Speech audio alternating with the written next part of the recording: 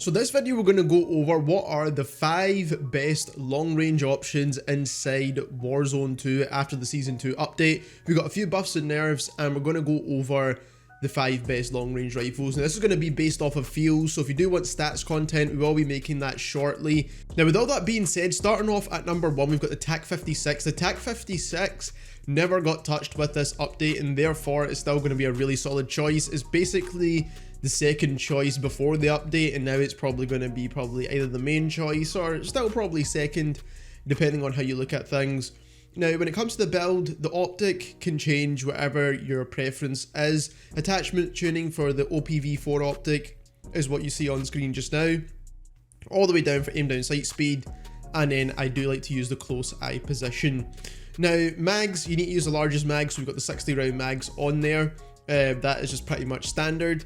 And then for this gun, there's no barrel because none of them actually help with recoil control, and therefore we're going to take high velocity instead for the extra bullet velocity bonus. Now when you attachment tune this, the left hand side slider is the one that you want to obviously use and just basically tune it away from recoil smoothness, because that doesn't really do anything in this game. It's probably worth retesting that, to be honest, since the Season 2 update.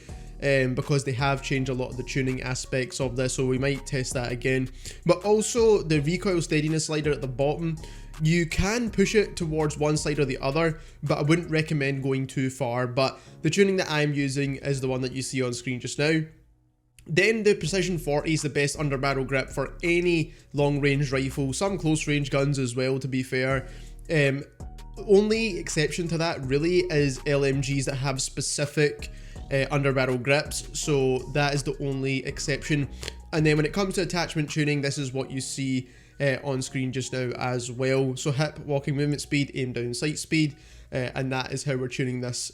Moving on to the suppressor, we're using the Zulu suppressor, and this is the best overall suppressor. Now other suppressors will give you better bullet velocity, but this gives you a good balance of bullet velocity, recoil control, and not conning your aim down sight nearly as much. When it comes to attachment tuning, this is what you see on screen is the one that I'm using. Now you can adjust the bottom slider once again if you need to, but again it's going to be a slight adjustment to either side. Don't try and whack it all the way up to bullet velocity or all the way down to idle stability. Now the next gun's probably going to surprise you, and that's the RPK. Now even though this got a nerf, a lot of the pros and even myself, I was using this all day yesterday on the new map, and to be fair, it didn't really feel like it got a nerf at all. Now, obviously, we need to check into the numbers of all of this to see if there is actually some changes, and I'd imagine there will be some slight changes here and there.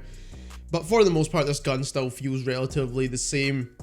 I am using the OPV4 optic once again. Attachment tuning's the same as before, so nothing really different there. But we are using the OLE laser this time, and that's for the aim down sight speed, aiming stability, sprint to fire speed. When it comes to attachment tuning, the left hand side slider goes all the way to sprint to fire. You could choose aim walking steadiness if you prefer, but when it comes to the bottom slider there, you do need to strike a bit of a balance, because idle stability and aim down sight speed are both super important for this gun. Then we are using the Zulu suppressor once more because of the reasons I stated before. It is the best suppressor overall in my opinion. Attachment tuning is going to be very similar to before as well, so basically tune away from recoil smoothness and then adjust the bottom slider if you need to slightly on either side. The Precision 40 again is the best under barrel grip, and therefore we will tune this as well more towards aim down sight speed, and we are tuning to hip walking speed. Now because none of the barrels actually help with recoil control, we are using high velocity once more for the better bullet velocity. We have tuned this once again away from recoil smoothness, and the bottom slider again can be adjusted slightly, but I prefer to just leave it in the middle, and I think this works perfect for the RPK. Next up, we've got the new ISO Hemlock. Now, I do think this gun is a really solid choice. Surprisingly, people don't think so as well, but I really do think this is a really good gun. And I think once people actually unlock all the attachments, they'll realize how good this actually is.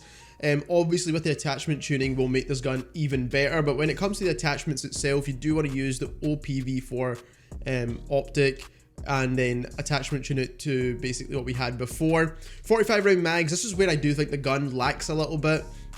I do think we need like a 50 or a 60 round mag on this gun to make it viable at longer ranges, because you do run out of ammo pretty quickly. Precision 40 under barrel grip once again, because it is the best underbarrel grip. Zulu suppressor, once again, you can copy the attachment tuning from the previous weapons if you do have this maxed out. And then we are using the fielder barrel, which is the best barrel to use, better than even using high velocity, because you do get recoil control with this barrel, and that's how you basically judge which one to use.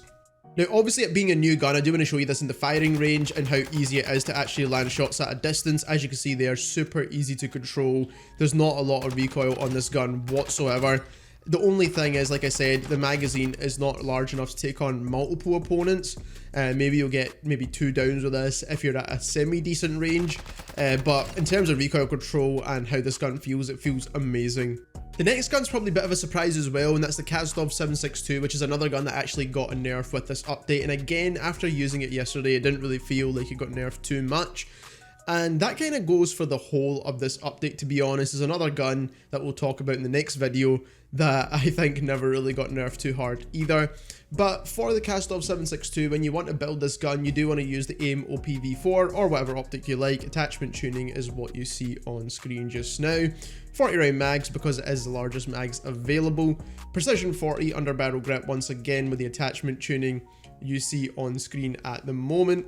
Then we are using the Zulu suppressor once more, and that is because it is the best suppressor, like I said, with the attachment tuning that you see on screen. Now, obviously, we don't really want to tune too far away from bullet velocity, but the aiming idle stability will help with the recoil control of this weapon.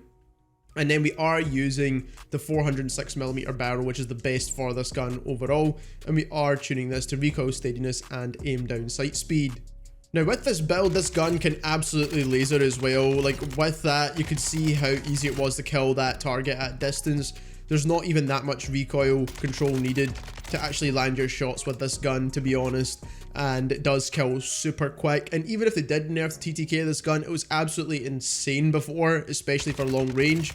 So it's pretty much going to stack in with basically guns like the SAKIN or other LMGs. It's still going to beat those.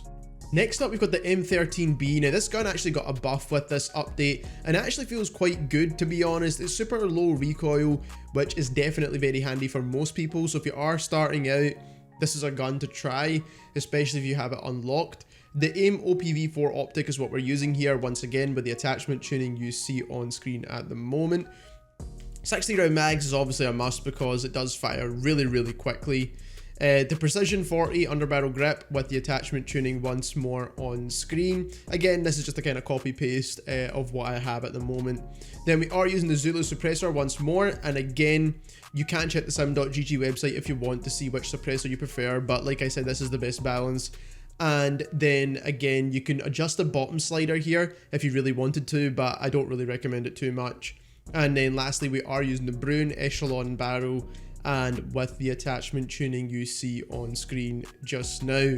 So based off field, those are the 5 best long range rifles. Quick honorable mention to the SAKIN MG38 as well. I do think this gun will come into the meta if they decide to nerf the RPK and the 762 a little bit more. But if you enjoyed this video, don't forget to subscribe, and thank you very much for watching.